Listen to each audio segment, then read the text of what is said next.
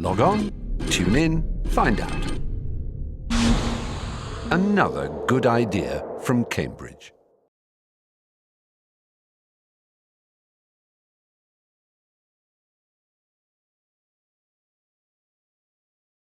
Great pleasure and honour to have a chance to talk to Quentin Skinner. Quentin, when and where were you born? I was born in Chatterton, which is a suburb of Manchester, on the 26th of November 1940, so I'm a Sagittarian, and it's the year of the dragon. So that's the answer. Okay. Tell me, you can go back as far as you like. I had one respondent who went back to Charles Darwin, his great-grandfather, but you don't need to go that far. But your grandparents or your parents or anyone who's significant in your ancestry would be nice to hear about. Yes. Well, although I was born in England and have lived most of my life in England, my family on both sides comes from the northeast of Scotland. My mother's father was a wines and spirit merchant in Aberdeen, and my father's father was a rather more prosperous merchant in Aberdeen. He was a wholesale grocer. He also ran a chain of restaurants. In fact, we still have some of the cutlery. And my father was educated in England in the sense that he was trained for the Navy. He was a Conway boy, like Conrad. What is a Conway boy? The Conway, along with Dartmouth and others at that time, gave a special training that put you into the Navy as a junior officer, as a midshipman. And in fact, my father joined the Royal Navy in the First World War, straight out of his training, and was torpedoed while working on the Arctic convoys. So he was in the Navy, but he always told me he hated it. And he came out and took the civil service examinations and joined the colonial service, and then spent the whole of his career in West Africa. My mother went to the University of Aberdeen, as did most of my family on both sides. All three of her brothers and two of her sisters also went to university in Aberdeen. They all read medicine. But my mother graduated in English literature, and she became a school teacher. She was an exact contemporary of one of my father's sisters at university, and I think that must be how my parents met. Never asked them. No, because this sister was not at all liked by my mother, but I always thought that maybe that was the reason. And I also noticed that they both died quite young, or at least quite a long time ago. Yes, quite a long time ago, although not so much young, because I'm the second child and of quite old parents. My father must have been in his late 30s when he married, and he died in his early 80s. But my mother faded away. She had Alzheimer's disease in retrospect one sees, from her early 70s and died in her late 70s. The strangeness to me is that each of my parents died while my wife Susie was pregnant with one or other of our children. My father died when she was pregnant with our daughter, who's now 28, so that was a long time ago. And my mother died when she was pregnant with our son, who's only 2 years younger. So they did die a long time ago, yes. Tell me something about their character, and if it affected your life, or their interests, or... Yes, that's very interesting. Mine is a very common story of the time. That's to say, a father who's employed in the colonial service and who lives abroad. And in the case of the African colonies, he worked in Nigeria. The British Foreign Office very strongly discouraged children from going out there. I've never set foot in Africa, although my parents spent much of their lives there. But of course it was endemically malarial then, and death rate for children would have been very high. So I only saw my parents when they came on leave. And From what age? I mean, right from the beginning? Or? Right from the beginning. I didn't see my father, who was stuck in Africa, of course, by the outbreak of war, for several years. And then they went back after 1945. And so I then saw them only at intervals of about 18 months. I was really brought up by my mother's eldest sister, who was a doctor in Manchester, maiden lady, but with, as it were, strong maternal instincts, who was a wonderful guardian, a very educated woman, a doctor, but also passionate about literature and the drama and the world of the mind generally. But I got to know my parents after my father retired. In those days you retired from the imperial service at 55, and you know, he'd been malarial for a long time and was sort of ready to retire. And so at that point, the school which I was attending, where of course I'd been a boarder, I was at Bedford School, where I went as a 7-year-old. By then my parents were back in Africa. And I attended as a boarder until they retired. But then I became a day boy. They retired to Bedford. And so I lived with them for the first time in my life. Slightly prematurely, because at prep school I got tuberculosis and very nearly died. And my mother came back in a mighty rush and very prematurely from Africa to look after me, and then set up house, and my father retired a couple of years after that. So then I had my adolescence living with them in Bedford. My father, I was very fond of both of them, but he was a very quiet and retiring person. But my mother was very important in my teenage years. She was someone who had retained a great passion for English literature. And because they'd been partly in diplomatic, and the language of the diplomatic was French, she also spoke extremely good French, and she gave me a passion for that language, which is still the only other language than English in which I can lecture and teach. So she was important to me. My father I really got to know better in his very old age, when he was looking after my mother when she was so faded out. And I conceived a great admiration for his courage and his stoicism. He was a very fine person. You said this was quite a normal story. Part of the normal story, as in my case, is that being abandoned by people who are in the empire Yes. has quite a traumatic effect on a very small child. Yes. Other people have parents and you don't have parents, and especially when you first go to your first boarding school, which may have been Bedford School. Do you remember the loneliness and the crying on your pillow at night stuff, or Bar Black Sheep? Yes. Somehow it was how life was, and children accept that. It is true that I went to boarding school even before I went to Bedford, which had its own prep school, so I went there at the age of 7. But I was a hardened boarder by the time I was 7. It was just how life was. I don't think I questioned it. But I will say that when my own son came to be the age of 7, and I looked at him and thought this was the age at which I was sent away to boarding school, I was filled with a great rage, which must have been there, that this was an extraordinary thing to do to such very small children, and leave them really absolutely to fend for themselves.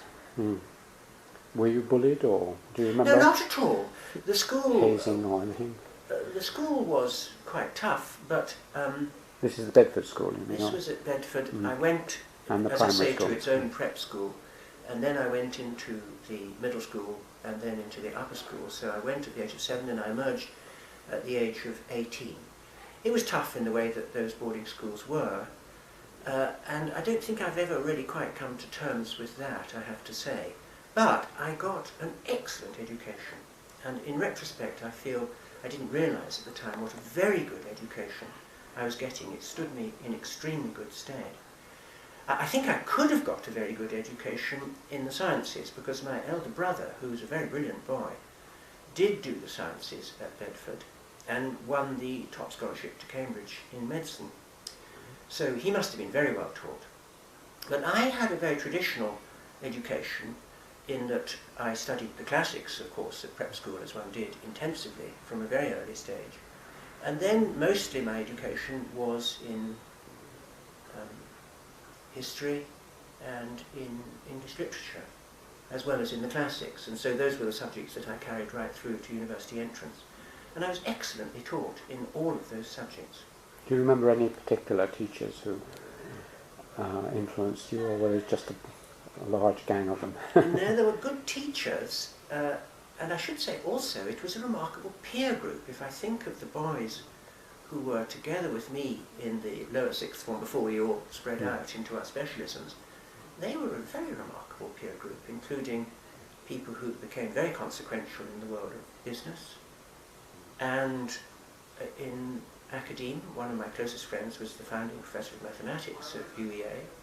And in politics, Paddy Ashdown was in my form. So if I think back on that group, with several of whom I'm still in contact, I think it was at least as impressive a peer group as I encountered at Cambridge. But you asked about teachers of that group. There was one who absolutely stood out and was, I think, a truly remarkable person. And I never lost that sense, because I always remained in touch with him, and I last saw him within months of his death, which was only 2 years ago.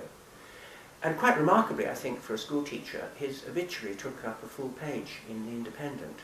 And I was one of a number of people who wrote little pieces in that obituary.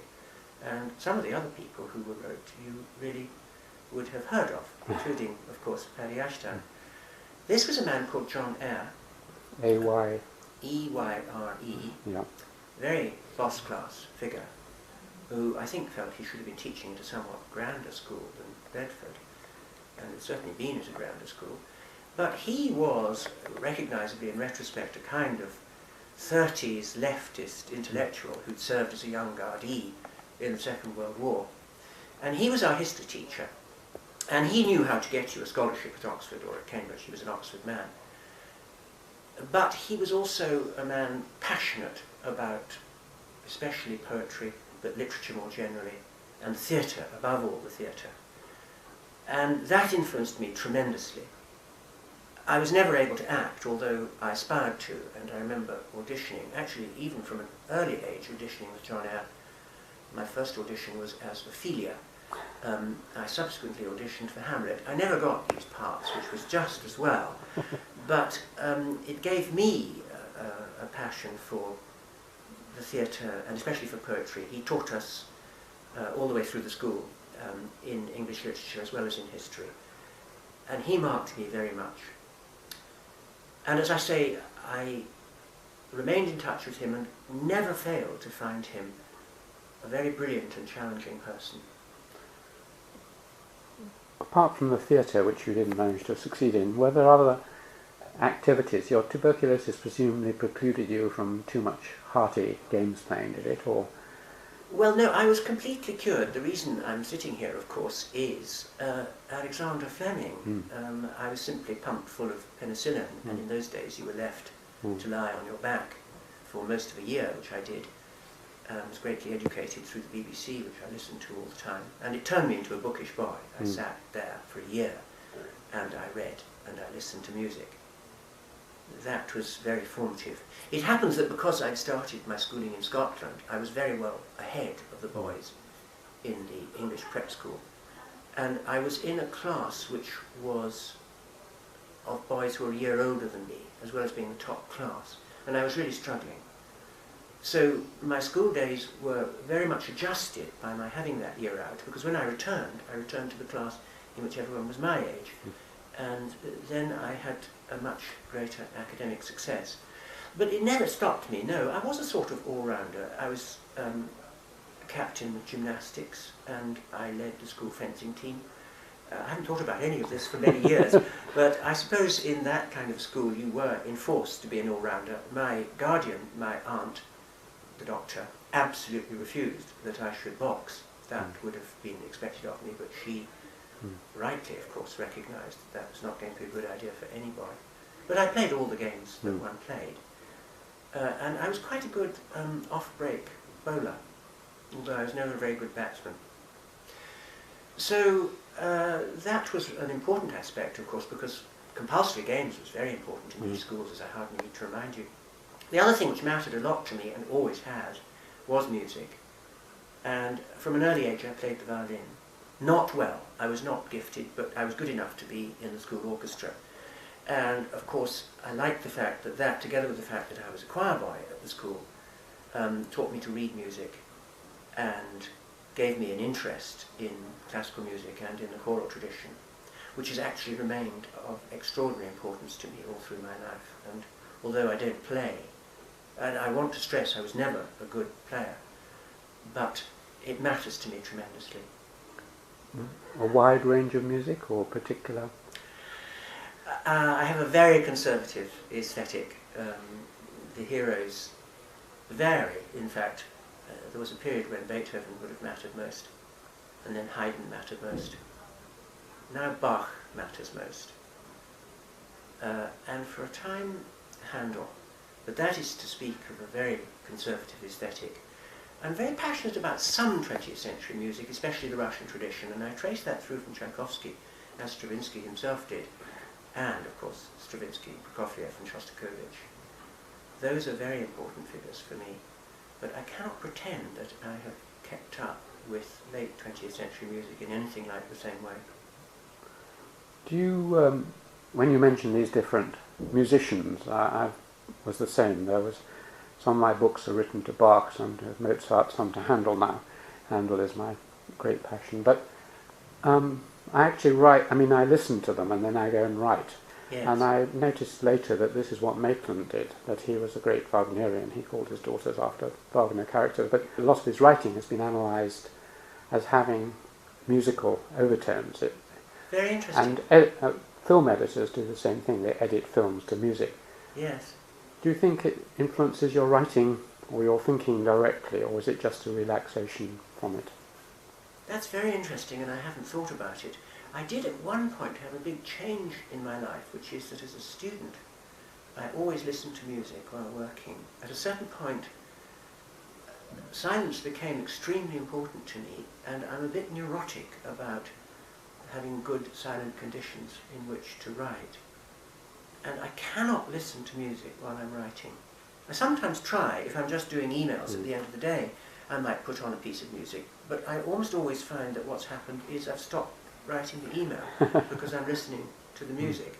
And I can't do the two things. And I like to think that this is because I'm taking the music seriously. So the answer is I cannot work with music at all. I can't either. I don't think, since there weren't such devices in those days, I doubt whether Maitland did either. But no. Basically, I listen to music, and then a couple of hours later, or the next day, I write, and I notice that the music is going on in the back of my mind, and Yes. the phrasing and the sentence stops and so on Yes. is sometimes reflecting. That's more what I was meaning, rather than listening to it while you're actually writing. Yes, that's a much subtler point. Well, I certainly find, since I listen to music a lot in the evenings, that there's almost always something in my head. It's one of the Schubert trios, as it happens at the moment. I can't get it out of my head. There's always something there. It becomes a nuisance. You can't stop it. Eventually it goes away and then it's going to be replaced by something else. So that is a continuous haunting that I suffer. And actually it can be a nuisance sometimes. And the Schubert, since it's so melancholy and it's so tragic, I would quite like it to go away, but I can hear it as I'm talking to you. That's very interesting. Okay, well, let's now, you did obviously well at Bedford, and people said, what do they say? You should try for Oxbridge, or what do they say? Yes, well, yes, I won a state scholarship, as they were called in those days, off my A-levels. And then, of course, the idea in those days was you went in for the Cambridge scholarship.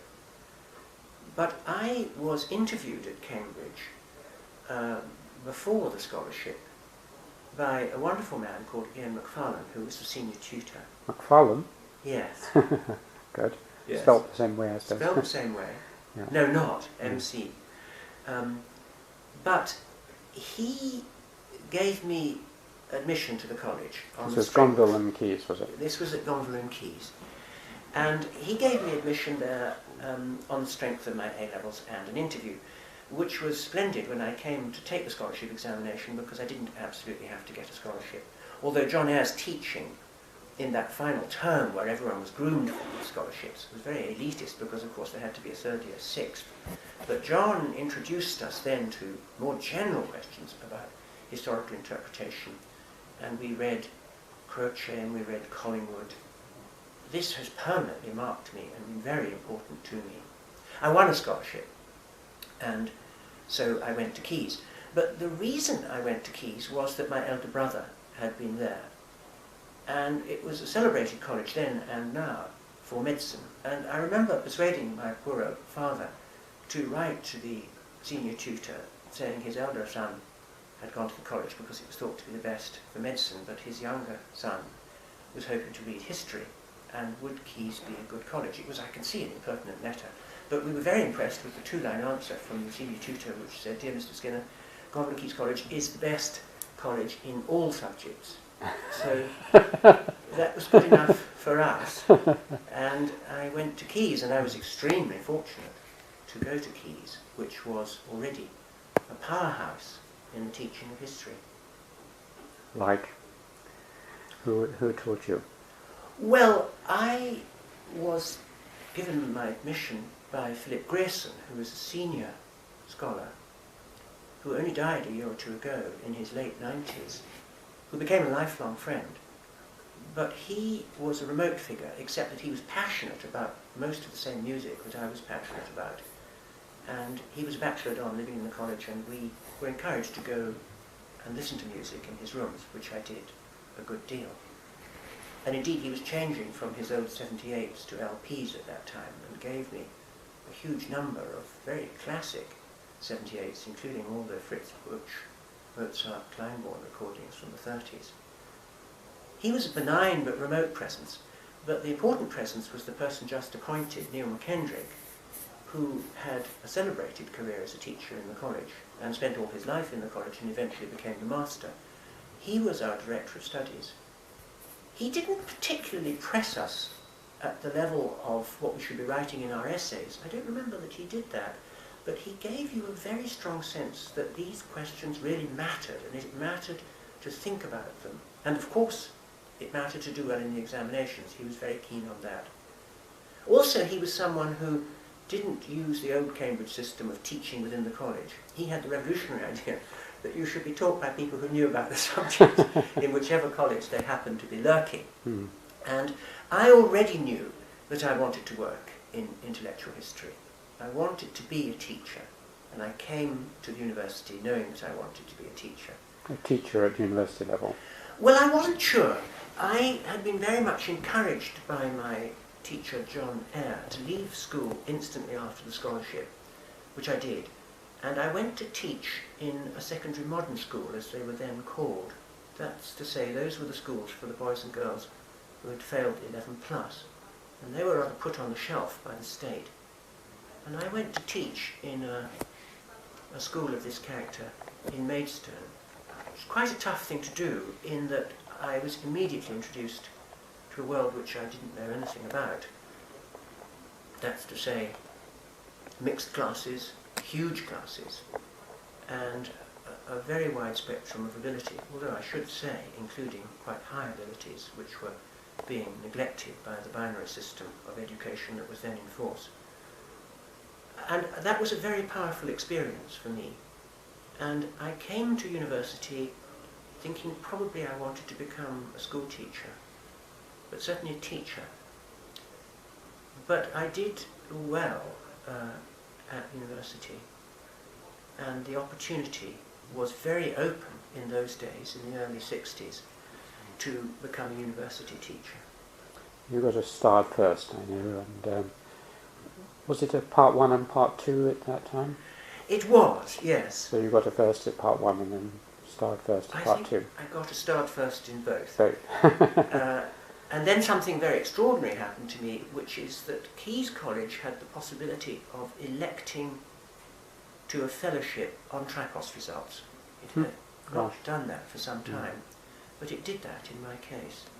And so I moved from being an undergraduate to being a fellow in 1 week at the age of 21, which was a very strange thing to happen. But a yet stranger thing happened to me in that summer, 1962, which stems from the fact that the Robbins Report on Higher Education, which was about to lift the level of the cohort being educated in the tertiary sector from 4% to 13%, had been enacted, and the new universities were being set up. And as perhaps you remember, there was a big clean-out of people from Oxford and Cambridge in mid-career who went to start departments in other such universities. And Christ's College lost its official fellow in history. And I was appointed to that position. In fact, it's the position I've held ever since. And that happened when I was still 21 in 1962. That's a very sort of pre-modern story to tell about our educational system. It's the same story as my teachers, Keith Thomas and James Campbell, both Yes. All Souls Yes. Fellowship and then into a teaching fellowship. Yes. My difficulty was that I went at the age of 21 into a teaching fellowship. And that was one reason why I made a slow start on my research. I had very large responsibilities at that age. I had a lot of teaching responsibilities. I was directing studies. I was doing admissions. We still had the scholarship examination, for which I was an examiner. All of this struck me immediately, and it did mean that my research got off to a slower start than I would have liked. On the other hand, I had a tenured position from the age of 21, and they've still got me there. Just returning to your undergraduate days a little more, were there any lectures? You mentioned Neil McKendrick as a supervisor, but were there either people who he farmed you out to or lectures you went to which you particularly recall as being influential and magical? The general standard of lecturing, I remember, is rather dismal. And the course was uncongenial to me to a large degree because it consisted in those days of very large outline courses and a great deal of British politics concentrating on high politics. But there were two incandescent lecturers, and one was Walter Ullmann and the other was Moses Finlay.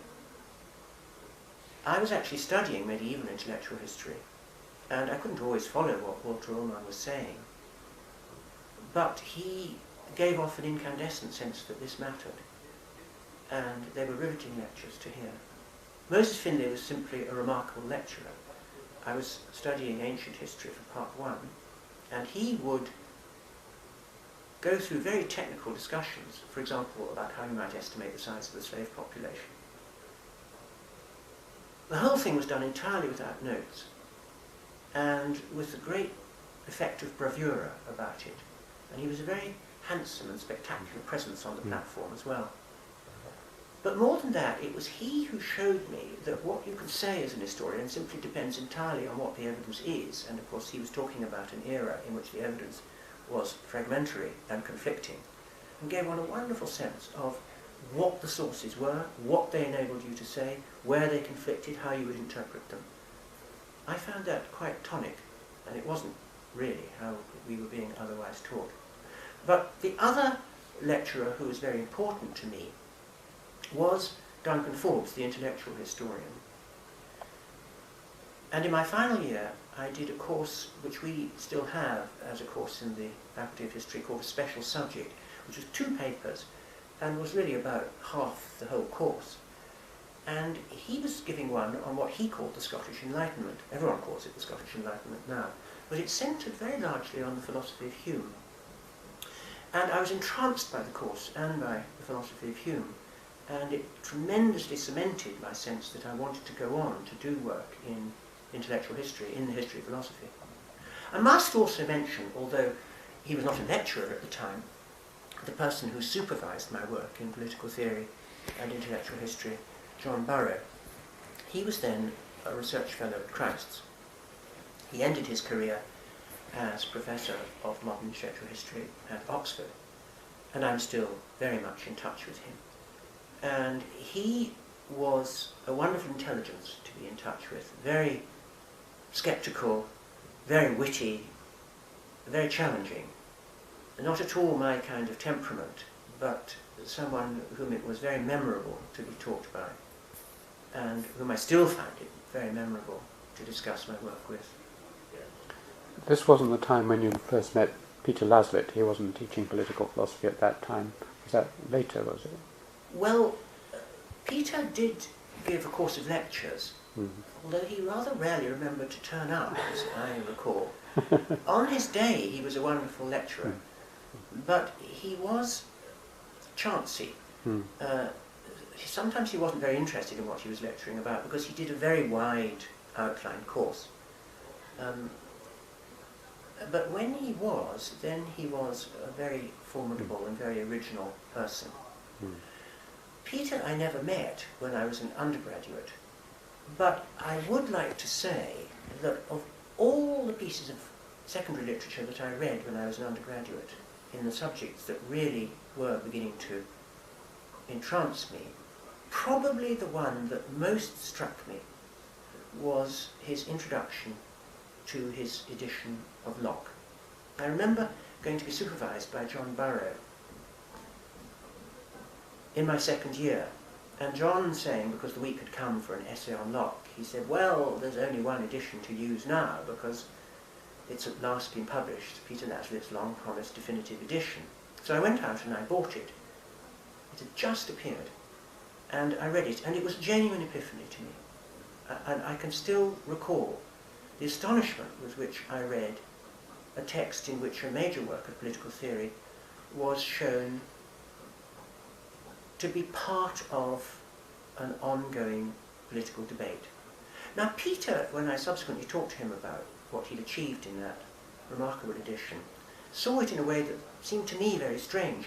He thought that he had dethroned Locke from being a political theorist and had shown that he was only a pamphleteer. I had the a priori view, although it wasn't really a priori because I'd come to Cambridge armed with Collingwood, that probably what he said about Locke could be said for any work of philosophy. That if you could recapture it, there would always be an immediate context that made sense of the themes of the text, and that we should not be thinking of these texts in isolation from those contexts. And Collingwood's idea of a logic of question and answer clearly underpins that, and probably underpinned Laslett's thinking, I subsequently decided. But in any case, what Collingwood's idea left with me, even when I was an undergraduate, and there it was reinforced in Laslett's work, which has been a thought that's remained with me and very important to me ever since, is think of these texts as answers to questions. And the questions are going to be set by the society in which and for which the text is being written. So that part of the hermeneutic, part of the act of interpretation of the text, and I've come to feel the large part, is the recovery not of what the text says, although of course it says things which can be endlessly debated, but of what the text is doing. What kind of an intervention does this text constitute in ongoing debates? I now say to my students over, for example, Hobbes's Leviathan, on which I'm giving a course at the moment, think of it as a speech in Parliament. It would be a very long speech, but it's not inherently different from a speech in Parliament. That's to say, all of these great works of political philosophy are also recognisably to be placed on particular position on a political spectrum. They're recognisably contributions to a debate. Interpreting them is uncovering what that contribution was. That's what I thought Laslett did brilliantly for Locke, but it seemed to me strange that he thought that that was a demotion. That showed he was still thinking in partly traditional terms.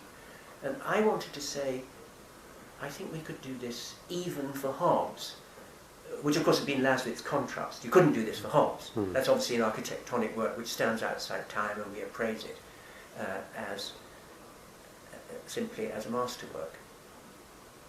some of my earliest historical research was on Hobbes, whom I treated as a theorist of obligation, and I wanted to show that that theory, and the reason that Hobbes foregrounded it in Leviathan, was because he was making a particular contribution to a debate about political obligation at the time that Leviathan was being composed. Had Peter already discovered the library by this time? I remember him telling me the detective story of discovering Locke's library. Yes. I don't know whether that was after his edition or before it, or whether it had any effect on the edition if he had already discovered the library. He'd already discovered the library, and it was important to him. For example, one thing that was important to him was that the library did not contain a copy of Hobbes's Leviathan. Of course, it's difficult with libraries because we all have books we haven't read, and we've all read books we haven't got. But that was important to Peter's interpretation because he wanted us to think of Locke as a reply to Filmer. He thought it followed from that it couldn't be a reply to Hobbes. That, of course, is a non sequitur. But it was important to him what the contents of Locke's library were, and that was important in the edition. Subsequently, he did with Harrison an edition of the library, that's to say a catalogue. Yes, I remember. So you're still very young, 21, 22, and teaching very large numbers of students. Are there, I don't usually ask this, but are there any of your students who you would particularly recall and remember who went on in an interesting way, or oh, yes, you learnt a lot from? Indeed. Some of the students I taught in the 1960s were surpassingly brilliant, and I've remained in touch with some of them since. That hasn't been so since then, because I don't think I was gifted as a supervisor, and I didn't very much enjoy it. I always found that my mood as a supervisor depended entirely on the mood of the student. So if the student was depressed with the course or didn't think it was very interesting, I immediately felt, well, maybe that's true. I wasn't good at lifting people's spirits, so I think I was best at teaching the really gifted. Of my students from that period, the two who became most famous and whom I remain in touch with ever since were, first of all, Roy Porter, whom I taught all the way through and also admitted to the college, who was at all times an extraordinarily formidable scholar, unbelievably hard-working and unbelievably wide-ranging, and died very young. The other from that period, whom I also admitted to the college and taught all the way through, is now the most famous historian in the world, Simon Sharma. And he I've remained in touch with. It's a bit difficult to be in touch with Simon now because he's usually in an aeroplane, but we email each other, and I've remained in touch with him, and nowadays one has to defend Simon sometimes against one's professional colleagues, but he's a genius in his way, and he is a lord of language. He's also a lovely person.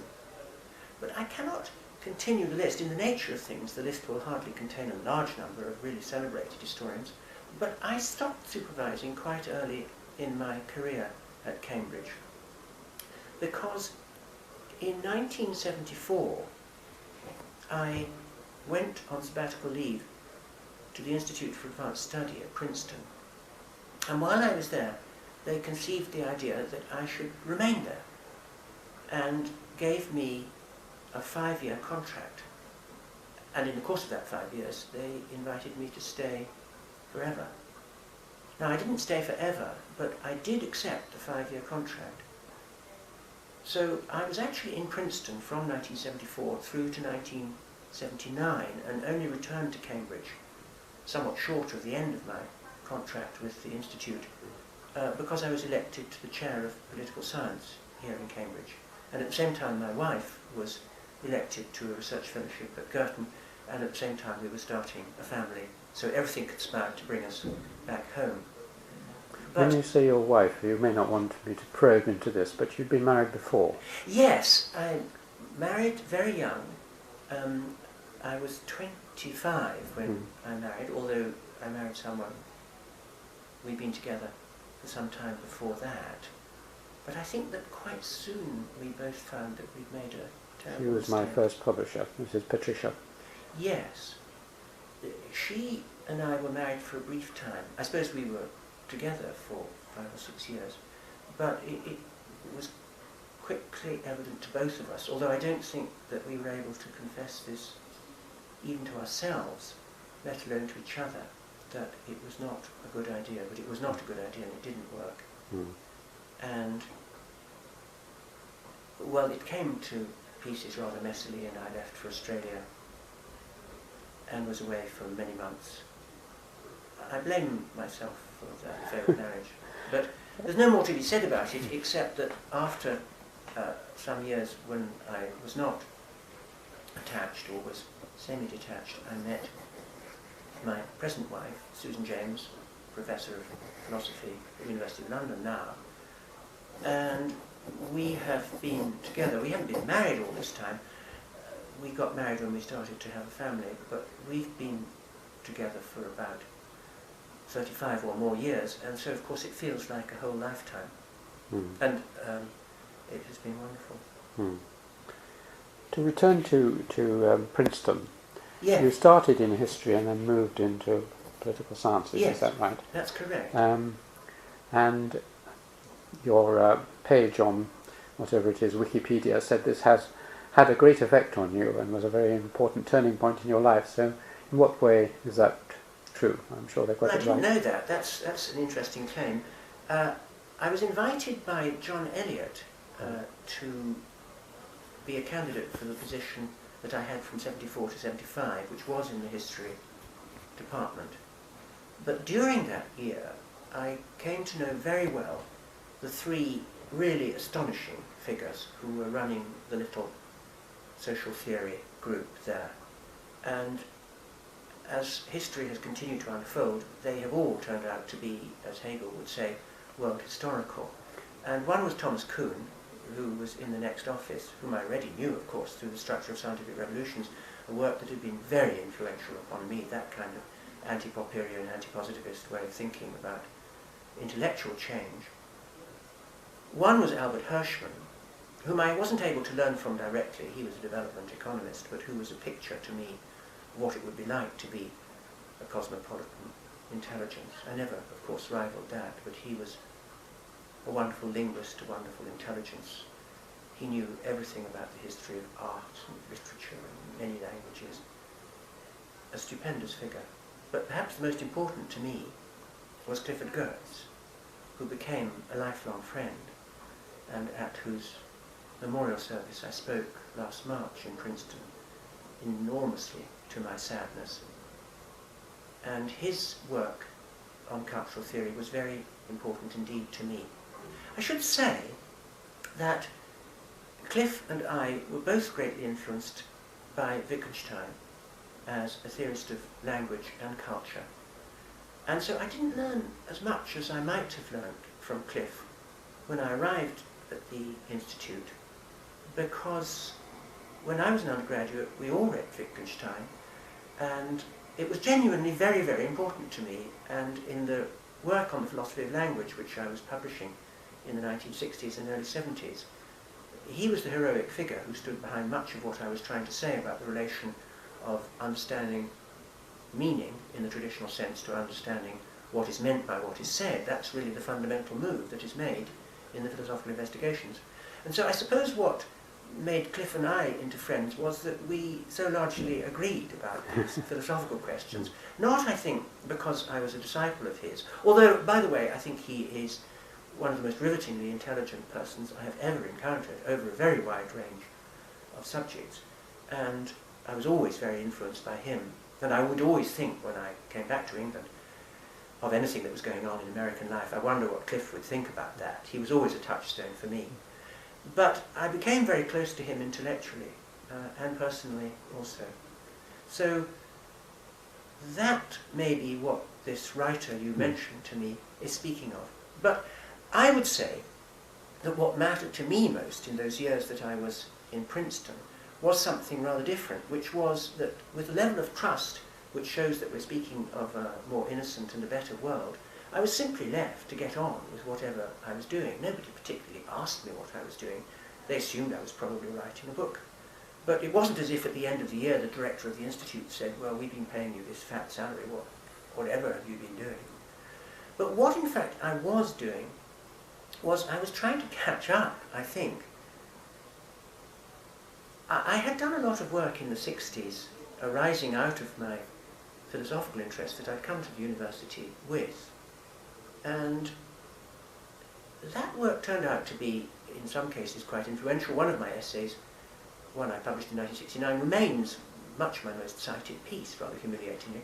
And I eventually collected all those essays. Which piece was that? It was an essay called Meaning and Understanding in the History of Ideas, a very Wittgensteinian essay. Yeah. I eventually published all those essays in a book called Regarding Method. But that stopped me really getting going on historical research, along with the responsibilities I had. And although I began to do my research on Hobbes that I've already spoken about, that too only came out in the form of a number of articles. Eventually I published those as a separate book as well, called Hobbes and Civil Science, but neither of those are really proper books, they're collections of papers. But I had conceived in the late 60s the idea of writing a really general work in the history of political theory which would try to be an illustration of the view which was then fundamental to me, that interpretation is a matter of recovering what texts are doing and thus situating them in the political context out of which they arose. And more fundamentally, I wanted to write a book which showed that the problems of political theory are set by politics, that we shouldn't make this distinction between political theory and political practice. Political theory is always enmeshed in practice, so that it's just the theory of that practice. So that was quite an ambitious book that I'd conceived. When I was first appointed as a lecturer in Cambridge, which was in 1965, I began to sketch those ideas in my lectures, working on a quite broad canvas, but I couldn't get it all to come together. And the opportunity to go to Princeton in 1974 was, for me, the opportunity to write that book. And when I returned to Cambridge in 1979, and I imagine what must have got me the chair, was that I had written it.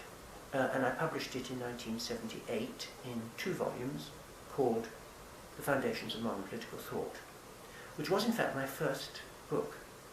But that was what was important for me about Princeton, that I was given the time, completely unharassed, simply to get on with writing something that was, by my standards, a very large piece of work. You mentioned the people at Princeton who were in various fields, but none of them really in political theory or political history. But again, the Wikipedia person says you are one of the 2 members of the Cambridge School, famous Cambridge School. You are one, and J.G.A. Pocock is the other. So, was Pocock around then, or? That's interesting. John Pocock was very important to my work from an early stage because he was writing in the early 60s very interesting methodological pieces, which were very Collingwoodian. It was couched in a different way. Collingwood talks about how each text we study should be thought of as an answer to a particular question, as I've said. John talked about different texts having different levels of abstraction. But that, when I read it, also reinforced in my mind the thought that these works that we're studying are not all doing the same thing. We've got to try and find out what their underlying purposes are. I wanted the whole discipline to be more pointilliste. I wanted to be very nominalist about it. I wanted the unit of analysis to be a text and the context that enfolded it. John was already thinking along those lines.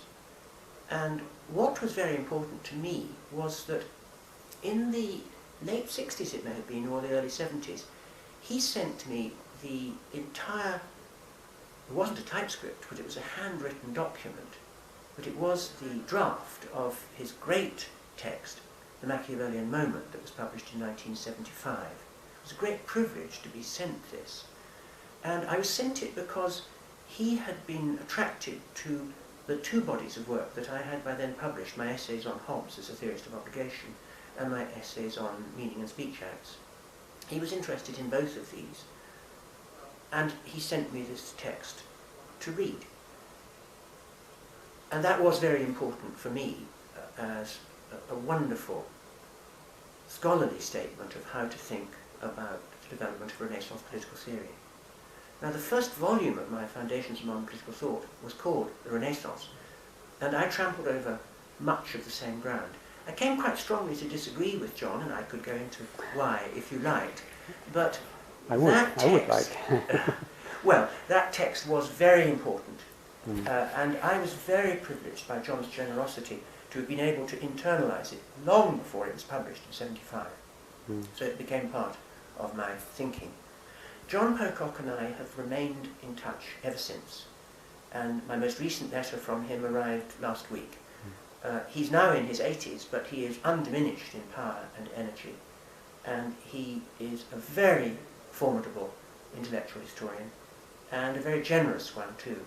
He's obviously of a generation older than me, but he has always been someone who has treated me sort of as a peer, but at the same time has been a massive source of encouragement to me. But? Well, when I worked first on Renaissance political theory, there were two orthodoxies that I was really interested in contesting, I suppose. And one was the view that there had been a tremendous shift, especially in the history of philosophy, and therefore in the history of political philosophy, at the time of the revival of Aristotelianism in the late 13th century.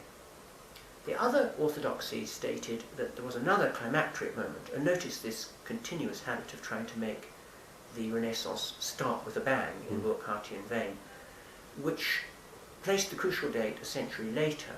This was Hans Barone's fundamental thought in his classic text, The Crisis of the Early Italian Renaissance, where he saw the emergence of what he called a civic humanism, which was not Aristotelian, but which emerged, as I say, with a bang around 1400, at the time of the crisis of the city-states, and especially the crisis of Republican Florence and Visconti Milan.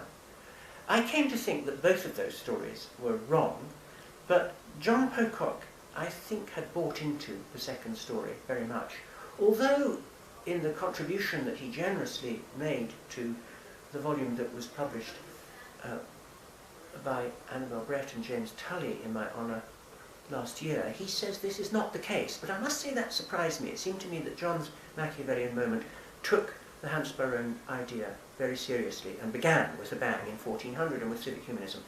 What I have wanted to say about the development of moral and political philosophy in the Renaissance has always been the same thing since the 70s, and it's been the foundation of much of my research all of the way through since then, is that there was no happening with a bang.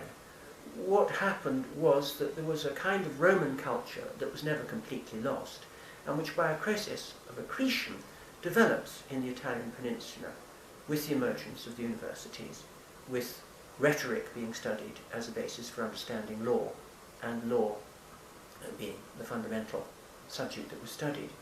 And that this rhetorical and juristic culture, which was partially founded, of course, on the text of Roman law, but also incorporated all the major texts of Roman history and moral philosophy, was the curriculum that came to be known as the Studia Humanitatis, and that we can trace that right through from the 12th century, right through to the period of Machiavelli and Guicciardini and later.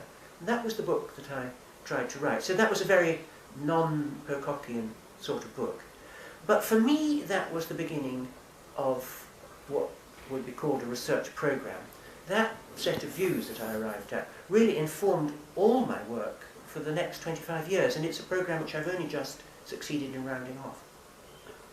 Were you influenced by Southern, R.W. Southern at all? I mean, his 12th century Renaissance, because in a sense he's saying that the Renaissance starts in the 12th century and not in the 14th, and that yes. the revival of universities and so on Absolutely. is a continuation. Yes. Did you come across his work? Of course. Well, we all read The Making of the Middle Ages when I was an undergraduate, and in a frankly, as I've said earlier, rather dismal landscape of medieval history, that shone as a beacon of extraordinary imagination and intelligence, and of course it's also a wonderful piece of prose, extraordinarily lucid. But it still had this idea that there has to be a moment which is the Renaissance, and really that's what I've been trying to contest. That Burkhartian image has died terribly hard. I've wanted to contest that all the way through. There's no moment. It's the gradual accretion of a humanist culture.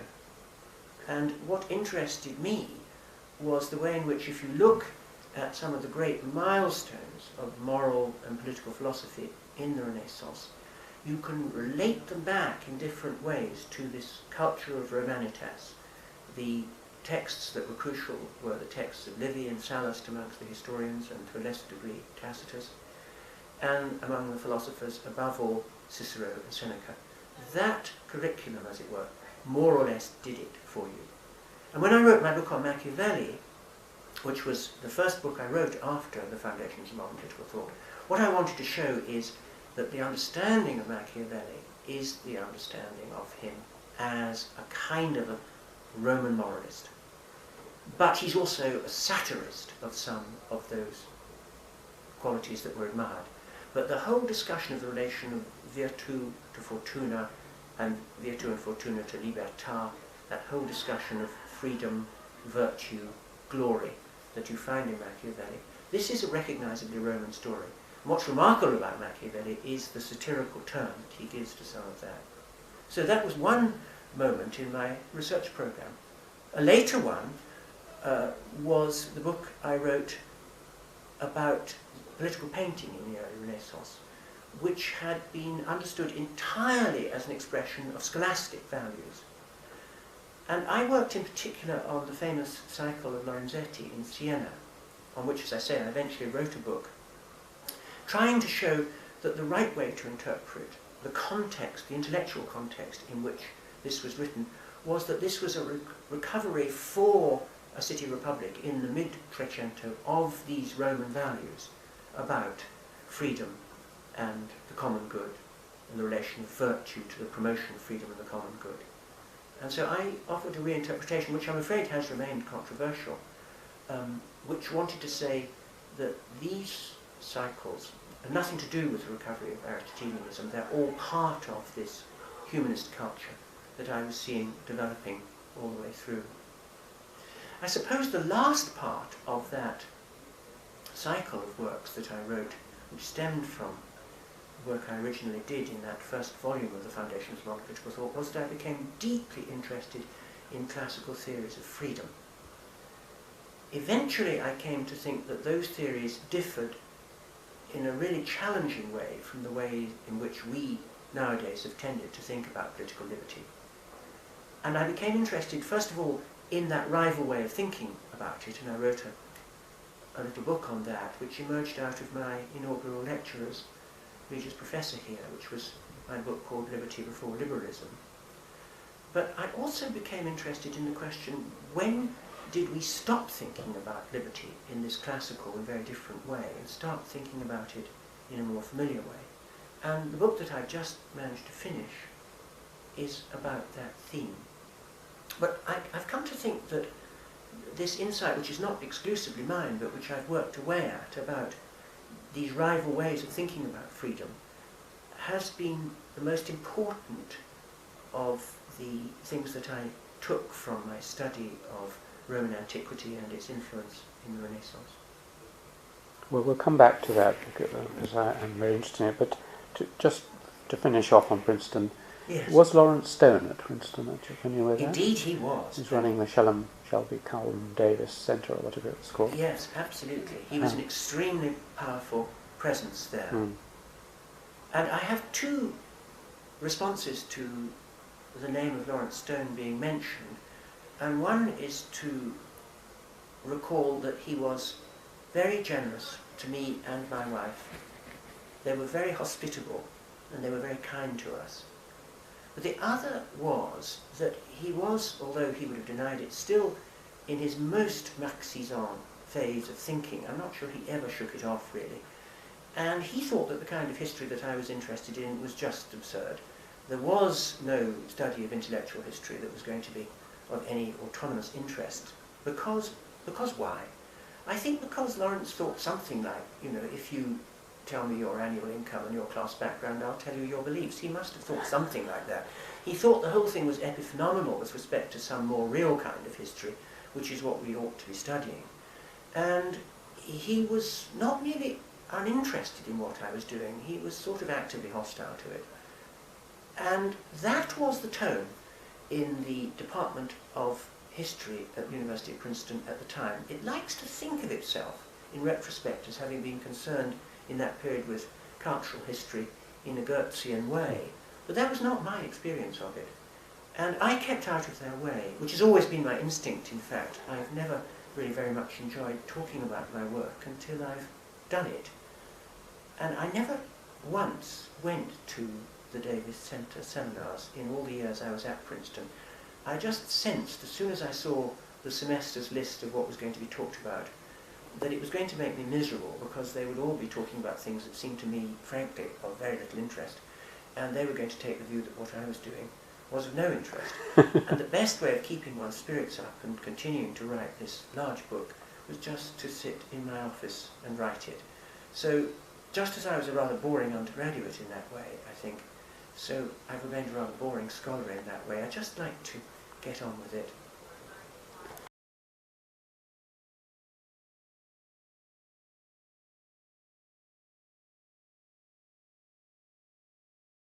Two other people who I wondered whether you had views on. One was C.B. Macpherson, Yes. Possessive Individualism, and the other was Christopher Hill, who Yes. introduced me to Macpherson many years Yes. ago. Well, I would be happy to say a word about both of them, because I knew both of them quite well.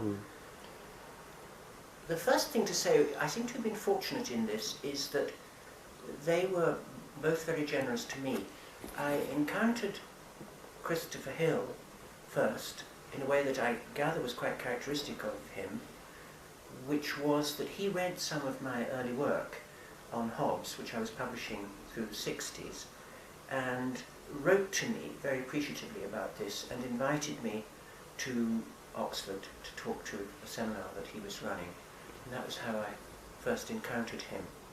I very much liked some of what he had written in Puritanism and Revolution, especially the major essay in that collection called The Norman Yoke, which I thought was a non-Marxist and indeed rather exemplary attempt to excavate the kind of resources that leveller thinking and radical thinking more generally in the English Revolution was able to draw upon, and how that gave you a particular picture of English history and a particular view about human rights. I was very struck by that work and very impressed by it. I never felt strongly with Hill that he had what you might call a heavy Marxist agenda. I liked also his book on Milton, on the Puritan Revolution, which I remember writing about for the New York Review in the days when I used to write regularly for them. And I got into a nice correspondence with him about that. So I admired a lot of his work, and I also liked him. Macpherson was a bit of a problem for me by contrast, I must admit. I felt from a quite early stage that I had arrived at two principles which I tried to do justice to in my historical writings, although I probably haven't managed.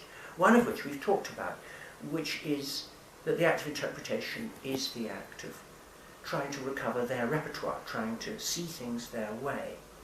But as a part of that, a separate point, is I wanted to say that when we study works in the history of philosophy, and I think of myself primarily as an historian of philosophy, what we should be doing is just listening. That's what the act of reading is. It's listening to what they have to say. And if the vocabulary looks strange, or if they say things which sound weird, then so much the worse for us. We've got to get into the swing of their language games, everything that Wittgenstein tells us. So what we must absolutely not do is go to the past with some view about a story that they must be telling, or a grand narrative in which they must be figuring, or some conceptual scheme which they must be taking part in, like the rise of modernity, or the acquisition of national self-consciousness, or any of these completely anachronistic concepts which we can apply to the past and look to try and see if we can find it. Now, of course, that's what Macpherson did. He invented something called possessive individualism, And that's not a concept, not a terminology that was in use in the 17th century at all. But he told us that that's what they were all writing about. And he went in search of its origins. This violated every principle that I held most dear, even at that point. That's to say, we're not listening to them, we're telling them what they're talking about. We're not taking them one by one and trying to find out what their fundamental purposes are. We're saying that they all had the same purpose. And finally, and worst of all, we're making political theory epiphenomenal with respect to something else. It's simply, in Macpherson's account, a meditation on the socio-economic foundations of their society. So in every way I found that book, I'll use a very strong word, I found it detestable. I didn't find him detestable. He was not easy to talk to about this because we were never going to even get into the same room as to intellectual debate, which I never found, of course, with Christopher Hill. But that was what first set me off. The very first piece of work I ever published was the fruit of my settling down immediately upon graduation, as we talked about earlier, to try to work on Hobbes, which was the topic I'd selected for myself. My great contemporary John Donne had taken Locke, so I thought I would take Hobbes. Maybe it was as simple as that. We were not conspicuous for our modesty in those days. Anyway, there I was beginning to try to think about Hobbes, and Macpherson's book was published that summer. It was published in June 1962, the moment I graduated. I remember buying it at that time and reading it and thinking, this is simply dreadful. And it was one of the first books that really set me on what might have been a rather disastrous course, which was to start thinking, well, what exactly is dreadful about this? What's going wrong? How should one be doing this subject anyway? If I think that's wrong, what do I think is right? And the first thing I ever published was a review article called Hobbes' Leviathan, which was published in the Historical Journal early in '64. So that was my first year's work as a graduate student. And that tried to set out some of my sense of what was going wrong with this way of thinking about it and what we should be doing instead. So what happened after that then was that I complicated my life by trying to write about Hobbes as an example of a particular view which I had by then adopted about interpretation. But what really set me off was the publication of Macpherson's text at that moment, and my thinking, this is in some way just violating everything that I believe in, except that I wasn't quite sure what I did believe in, and it took me many years to work that out. If you don't mind, we'll go through various people like this and deal with characters and people in our joint past. Yes. The other person at Oxford, the two other people at Oxford who had a great influence on me, or two of them, one was Hugh Trevor Roper. Now, he at times has thought of himself as an intellectual, a historian of ideas and so on. Have you any views on him? He was also a Regius Professor. So yes, he was a Regius Professor of History. And he was here. So yes. I hardly knew him. I talked to his seminar once at his request in Oxford, which I found a stultifyingly formal occasion. And he gave the Trevelyan lectures here, which I attended, and I met him on that occasion. But I had very little to do with him. I didn't find him an approachable or an appealing person, I must confess. Somebody said wittily to me recently that everyone who met him in the first half of his life found him difficult, shall we say, and everyone who met him towards the end of his life found him adorable. So I must have been in the difficult rather than in the adorable phase, but I can't really say that I ever knew him well. But his writing, did that influence you at all? No, not at all, no. Indeed, his first, and for a long time his most significant work, Archbishop Laud, was an example of something which I didn't like at all when I read that text as an undergraduate, because it begins by saying all particular societies have their shibboleths, but there's a sort of there's a story which is going on in the society, and in the 17th century their shibboleth was religion, but we have to find out what's really going on.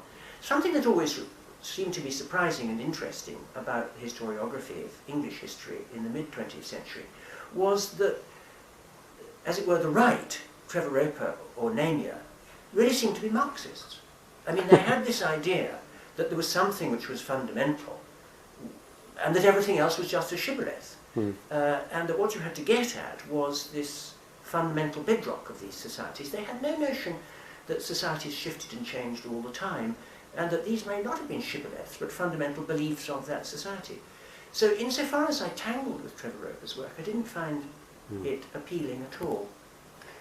We're moving on to the next. My DPhil supervisor, Keith Thomas, who I remember years ago reading his article on the social theory of Hobbes, or Yes. that well-known article, which I thought was wonderful at the time because it seemed to set him within the context of his time. Has his work influenced you? He is one of my heroes. There's no other way to describe it.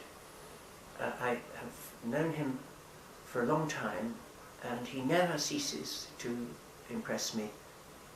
He seems to me very brilliant, very original. He sets himself tremendously high standards, perhaps too high standards, but he's always worth listening to, and if I find I'm in a discussion, which I sometimes do because we sit on some of the same committees and so forth, if I find I'm in disagreement with him, it makes me think, because I think, well, I'm probably wrong. He's someone I very deeply respect. Furthermore, he is a sensational scholar, and the essay that you specifically mentioned played quite a role in my young life. I was sent for review in 1965, the volume in which that famous essay, The Social Origins of Hobbes' Political Thought, was published by Keith Thomas. And the collection that I was reviewing was mainly of workaday stuff, and I was turning the pages, and I came to this essay, and I was absolutely electrified. It was not only of a completely different quality, but I felt, yes, this is how to do it. This is really how to do this subject.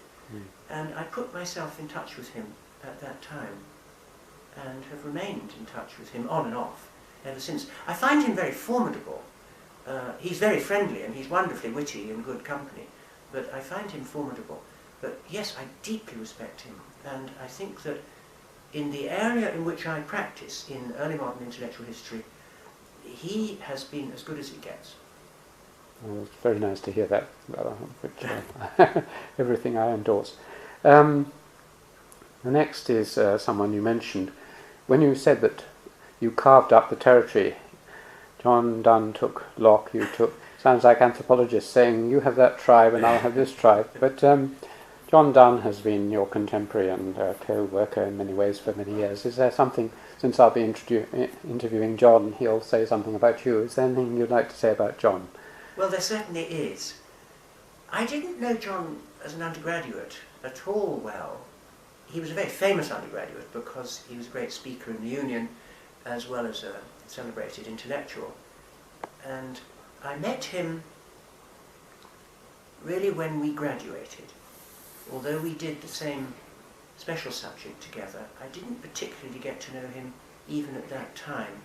I should say that as an undergraduate, and indeed as a teacher, I have always found Cambridge a rather thoroughly competitive environment in which to work.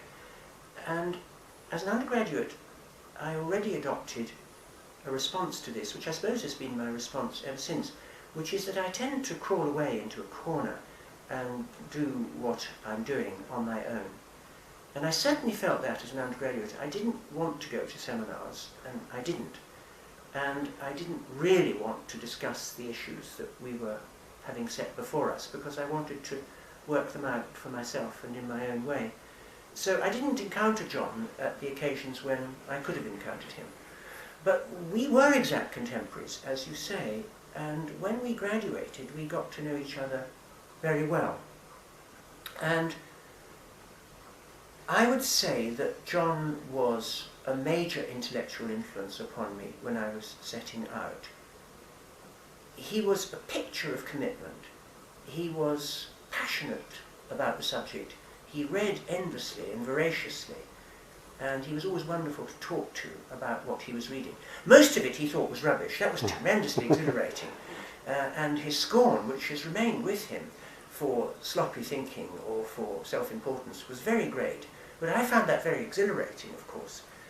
And we used to meet very regularly when we were first teaching in the university. But he also influenced me in respect of some of what I've talked about already about historical method. John got off the blocks very quickly as a scholar, and by 1969 had published what remains an absolutely classic text, I doubt if it's ever been out of print, on the political philosophy of John Locke.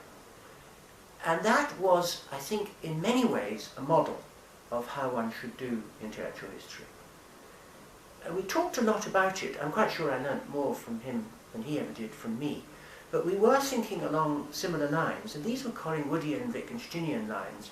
I've talked about that, and we had our sources. We had people who influenced us very much, who we were reading, who were giving us some of our ideas. But John had his own very original way of laying this out. And the preface to that book on Locke, which is written a lifetime ago now, stands up absolutely, I would say. I was writing an essay recently for John's Festschrift, and I reread the book on Locke, and I felt, my word, this really does stand up. And of which books published in the 1960s in my subject, I could say that, the list would not be long. Your joint teacher, who you've already talked about a bit, and I don't know whether there's anything more to say, was Peter Laslett. Yes. Because later on he became more influential. Is there anything more that we should say about Peter, except that he was a lovable man and great Yes. influence? I mean, did you follow him down the route towards social structure and the world we have lost and the Cambridge group and things at all, or did that not interest you much? I'm afraid that I'm only interested in a quite small number of issues in history. Those interest me passionately, and so much so that I have no understanding of why they interest me so much. But what doesn't interest me very much. And I always felt that Peter had taken a bit of a wrong turning with the work that he did. He sent me to read in typescript The World We Have Lost, and I thought it was rattling good stuff. But it seemed, even at the time, rather impressionistic, and I'm not sure that he ever quite mastered the Joubertian statistical techniques that would be necessary to do the kind of family reconstitution that he then got interested in. But I can't judge, because that was to go into terra incognita as far as I was concerned. And it was not merely unknown terrain, but it was not terrain that I was interested in traversing myself. What was an epiphany for me, to repeat, was the Locke edition, which I read as an undergraduate. I came to know Peter as a graduate student and in later life, and I saw quite a bit of him. But I can't say that I was more influenced by his later work. What deeply influenced me was that edition. I still think it's a truly remarkable achievement.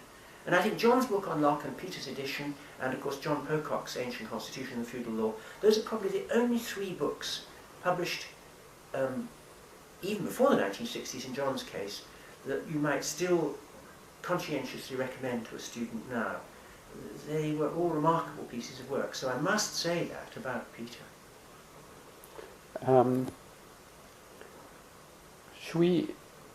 Well, I'd like to turn now back to liberty. Oh, yes, yes. You wrote an article called Three Concepts of Liberty, obviously an allusion to Isaiah Berlin. Yes.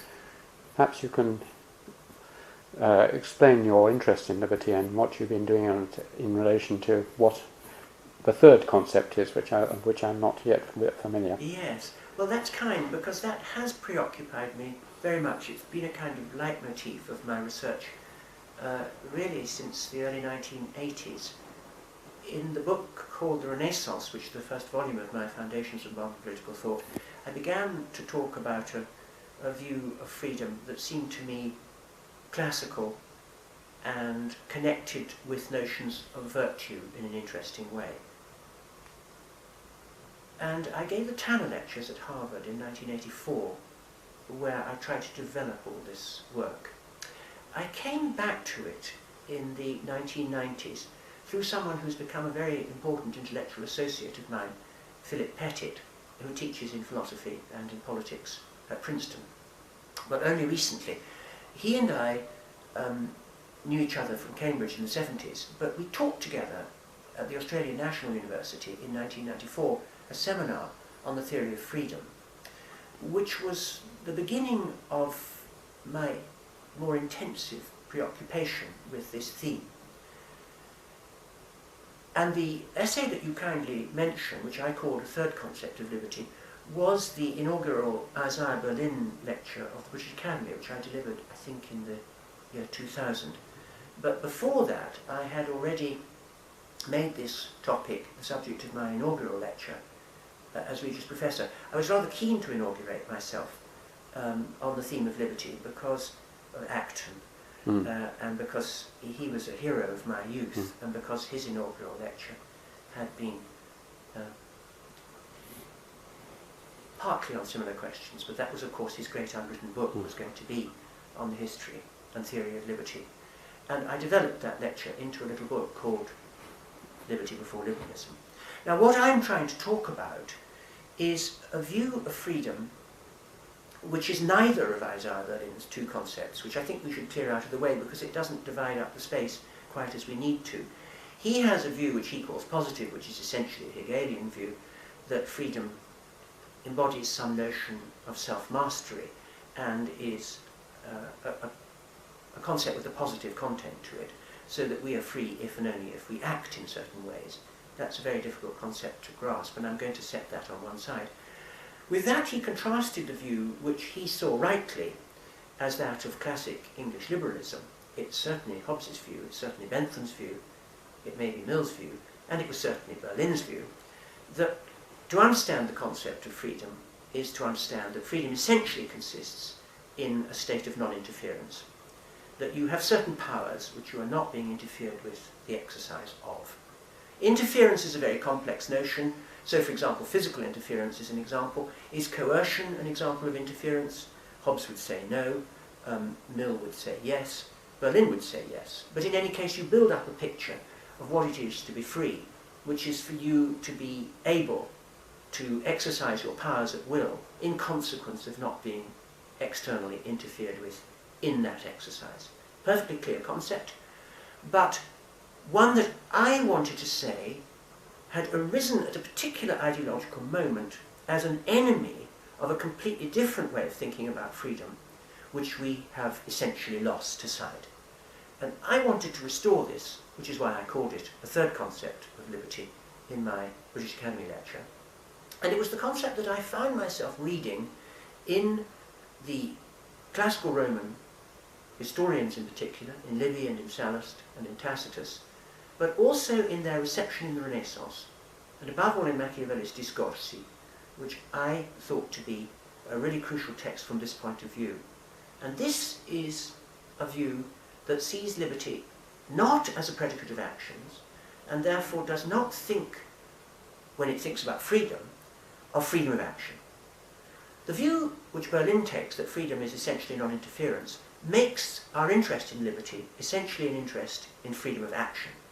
Am I able to act freely, or am I interfered with? The classical view that interested me thinks of freedom as the name of a status, and is interested not in freedom of action, but fundamentally in the idea of what it is to be a free person, to have that status, to be a free person. And the contrast is not with interference, but with dependence. Now this is a distinction that goes back to the foundations of Roman law and is to be found laid out at the beginning of the digest, that the essential distinction in the law of persons, as the digest says, is, are you a free person or are you a slave? Roman law needs to know that because, of course, slaves fall outside the law. So we need to know what is it not to fall outside the law, and the answer is it's to be a free person. Well, what is that?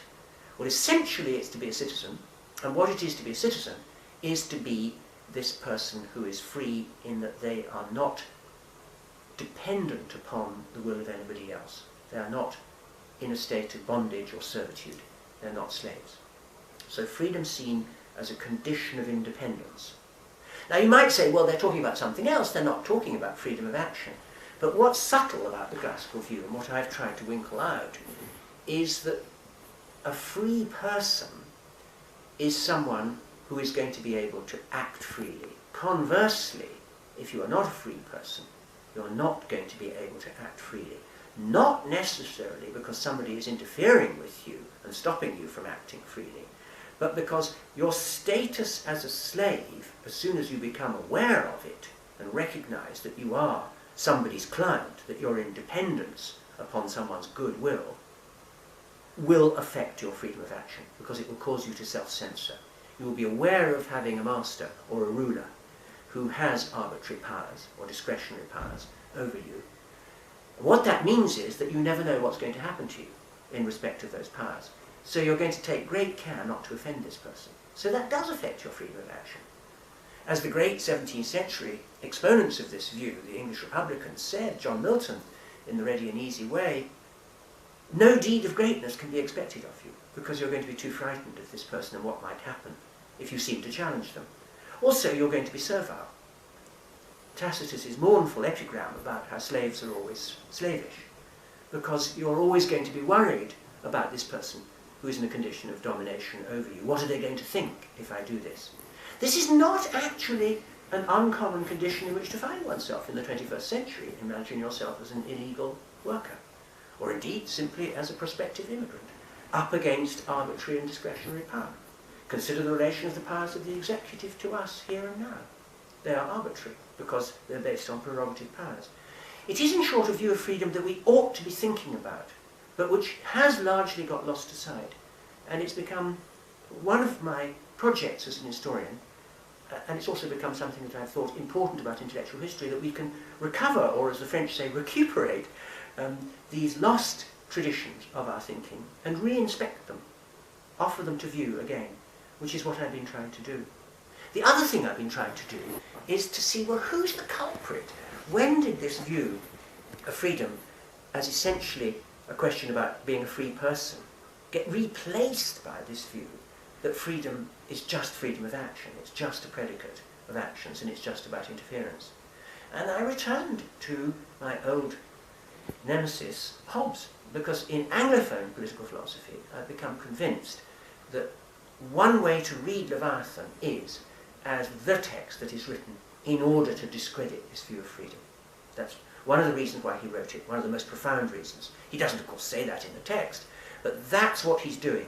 That actually brings me back to a claim that I've been making all through our discussion, which is interpretation is winkling out what is being done in these texts. And what's being done in Leviathan is a view of freedom is being presented and locked solid, such that all of this talk about free persons is discredited as being confused.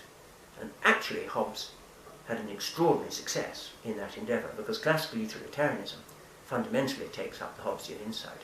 And Berlin, in his famous essay, Two Concepts of Liberty, when he begins to lay out what he calls negative liberty, that's to say, not being interfered with, negative just in that sense, says, well, this is Hobbes, this is the tradition of Hobbes, and he's right.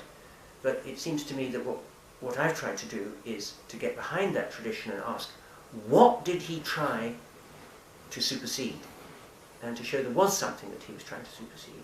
So, in fact, the most recent topic of my teaching in university has been to give what we call a special subject, which I've talked about before, a large course of lectures, which I call Thomas Hobbes in the English Revolution, in which I try to contextualise Hobbes' Leviathan in just this way.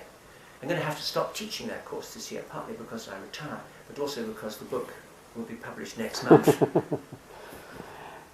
There seems to be a contradiction between three positions which you hold about the relevance of past political theory to our current age. And this, I'm afraid, I'm indebted to the writer, this mysterious writer of the Wikipedia.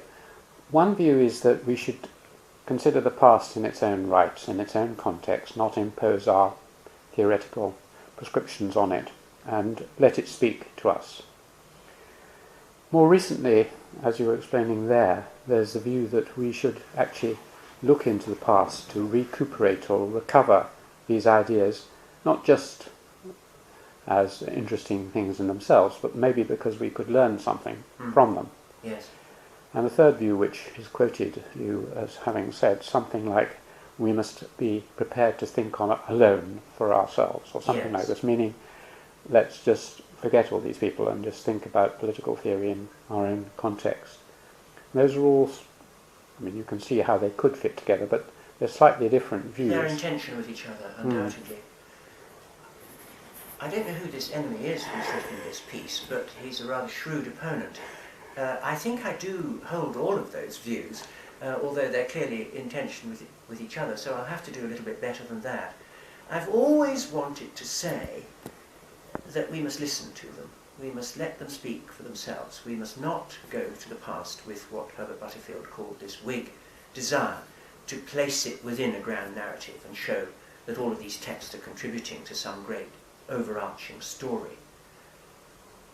So that has been a principle of mine, although maybe in writing about the origins of our views about the state I have violated it. I don't think so, but anyway, that is something that I want to say. I've also wanted to say something which is mildly relativist. Relativism doesn't frighten me. Conceptual relativism I take to be an incoherent doctrine, but there's a kind of mild relativism which all intellectual historians and historians of philosophy must, I think, espouse, which is that although we can get ourselves in touch with these people, they're very, very different from us. They hold a very large number of beliefs that we would never possibly entertain as being beliefs that we might accept. But we can get ourselves in touch with them while profiting from the fact that they are not at all like us. Now that's just a cliche, that's a bromide, but what that can sometimes have the effect of enabling you to see is that they do hold views which are in fact not views that we now hold, but are nevertheless candidates for belief. And that's what I think I've discovered in the case of this classical view of freedom. We don't in general think like that, but maybe we should, or at least we should think about it again and read these texts having that in mind. Now, there would be an opposite fallacy from the Whig interpretation, which might be called the Jacobin interpretation, in which you go to the past specifically with the aim of trying to find these subversions of our own beliefs. That, of course, is not what I'm asking. I'm not asking that that should be your motivation. The motivation is to listen to people whom you, for whatever reason, want to hear.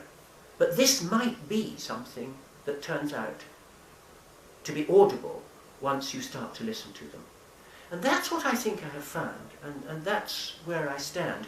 Whether that puts the three in less tension, I'm not sure, but of course it inclines us to the first of those three. I still think we should do our own thinking for ourselves. I don't think that the past contains blueprints which we could simply adopt. You don't think we should have a powerful minister, or at least an appointee in government, as David Carradine has recently suggested, who should be advising current Prime Minister on how he should act in certain situations on the basis of historical parallels? No, I don't know what David was thinking of. I was horrified by that suggestion. It would be very difficult, and this is a point about the theory of freedom that interests me very much, if you were appointed, which heaven forfend, to any such official position, it would be very difficult not to start to find out the things to say that you thought they might want you to say. This would be, of course, the treasonous clerk, but even if you weren't treasonous, there might be the danger, and it's very good for us clerks to keep away from the powerful and to do what we are doing. They may find it useful, but we shouldn't make ourselves useful to them, because that way lies all the dangers of dependency and what can flow from dependency that I'm talking about. We must keep ourselves independent from power, and I very much hope that there won't be an official historian. I'm just intrigued by your third concept, Yes. because as an anthropologist, if it's about status, there are two thoughts that occur to me. One is that perhaps the explanation, if you read the History of English Law by Maitland, you'll find that English law is not about statuses. Status is very unimportant in English law. From very early on, there weren't, the freeman slave status, and all the other statuses are very, very downplayed. There isn't a law of statuses. So the difference between English common law and Roman law is based around, one is based on statuses, particularly late Roman law, and English law isn't. So I would expect what you're talking about to be something that you will find from Anglo-Saxon times onwards, that it's the law of actions and the law of negative liberty, which is deeply embedded in English common law, whereas the law of statuses is late Roman law. And that's the difference, and there's going to be a difference, therefore, well before Hobbes. Oh yes, indeed. Well, I think that is right, but yes. it is perfectly true that the idea that freedom is the name of a status is foundational to Roman law. It's what comes up in the rubric of the Digest De Statu Hominum concerning the status of men and women at the very outset of the Digest, and the two statuses which are distinguished are the slave and the free. What I want to say is not articulated before Hobbes, who says no one's ever defined liberty before me, typical Hobbesian observation, but which is not fully articulated before Hobbes, is if liberty is not the name of the status, what would it be to have a rival theory of what it consists in? Not simply that we reject that idea, but we present a rival philosophical account of what it consists in, which is intended to knock out the view that it's a status. That's the point that I'm trying to make. I would say also that English common law, if we look at it in the 13th century, and in particular if we look at Bracton, begins de personis, that's to say, what it is to be a person, and does distinguish more complicatedly than the Digest does statuses, because it distinguishes the free from the servile, but it distinguishes the vassal from both. And the notion that you might not be a slave but you might not be free because you're a copyholder or because you're a tenant at will was very important in common law, and brings out this view about freedom. That's to say, it is the name of a relationship of two persons, where the relationship is one of domination and dependence, not in respect of personal freedom, but in respect of property rights. And I think that is important in common law. Yes, you're right. Where it, the second point about it is extending it from a political relation of slave and so on to relations of the family. Yes. And even relations of dependence within Cambridge. I mean, Yes.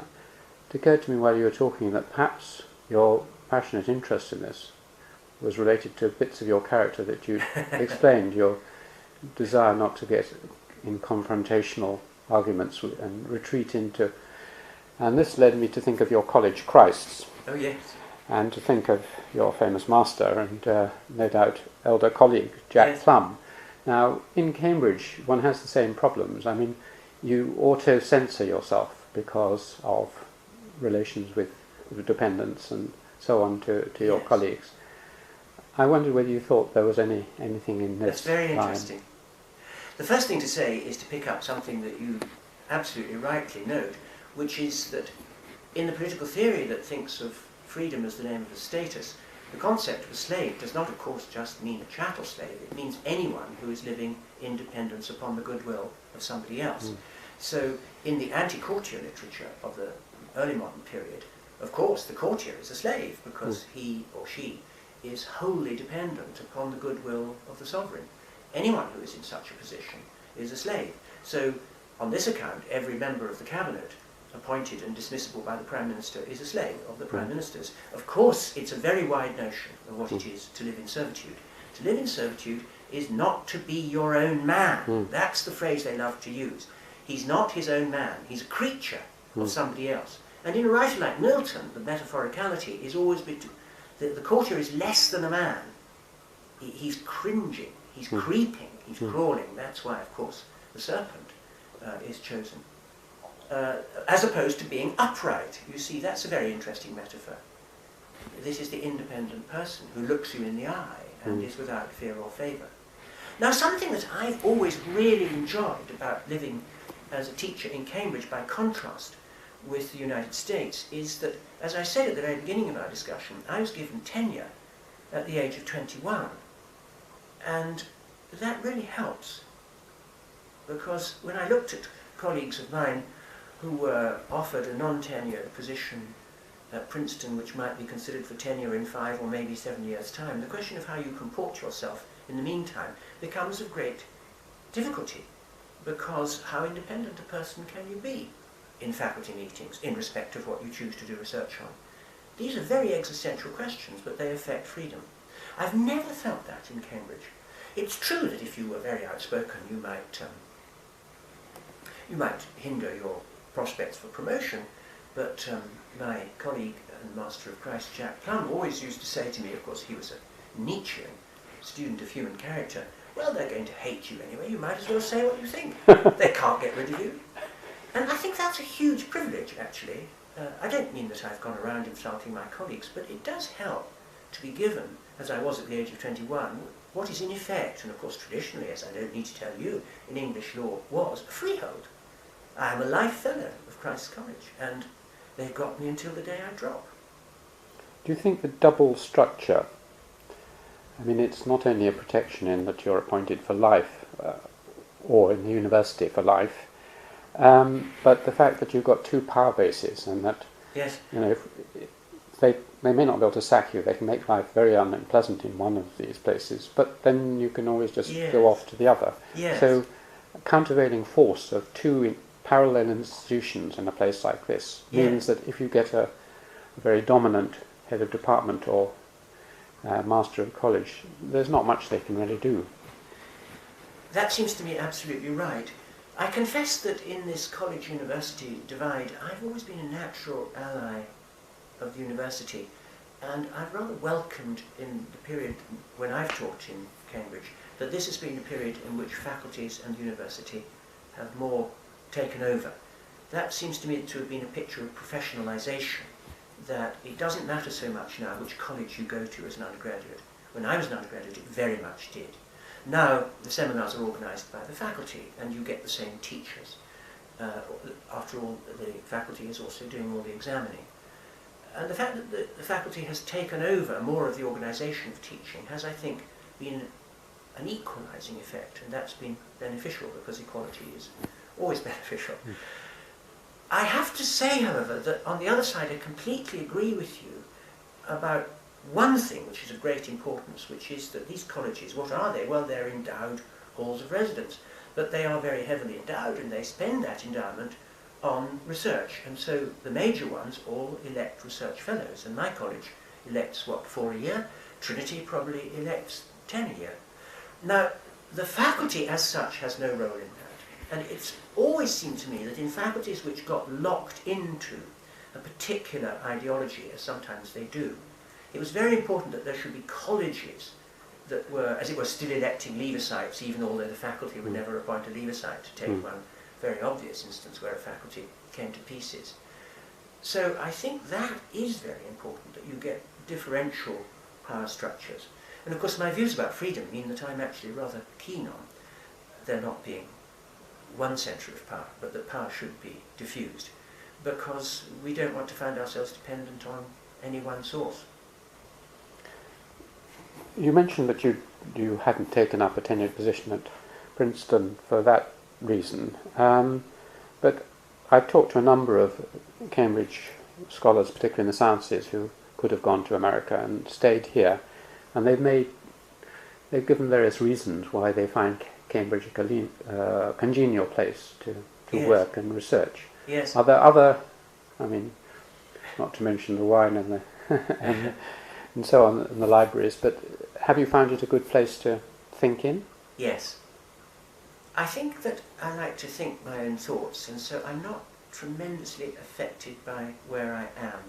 But the reasons for staying in Cambridge would not now be as strong as they used to be, but they were numerous.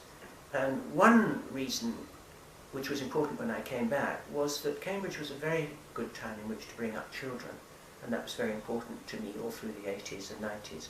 The state school system is excellent, there's no reason not to use it, and my children grew up in a very beautiful city, got a good education, and it got them to good universities. That was one very important consideration for me and my wife.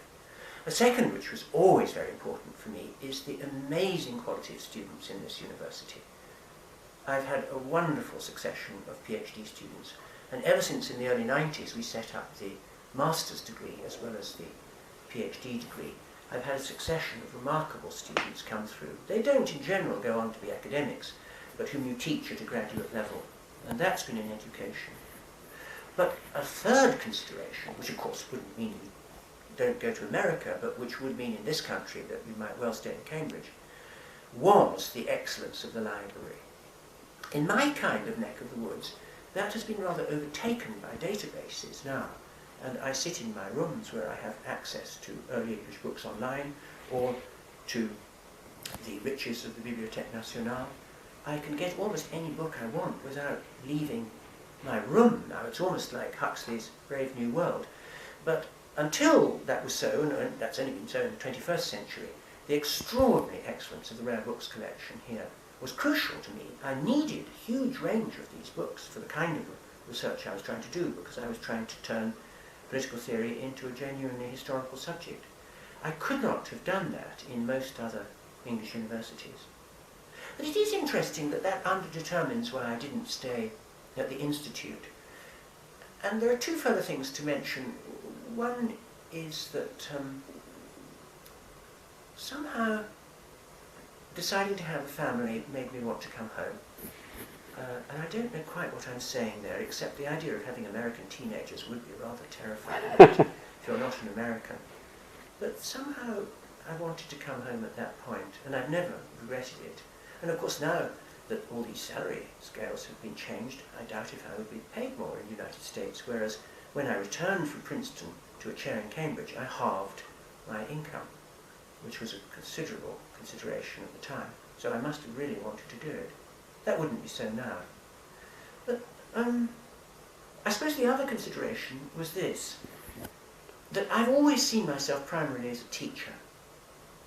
And I've always wanted, as a lecturer, to get things clear to myself in order to be able to lecture about them.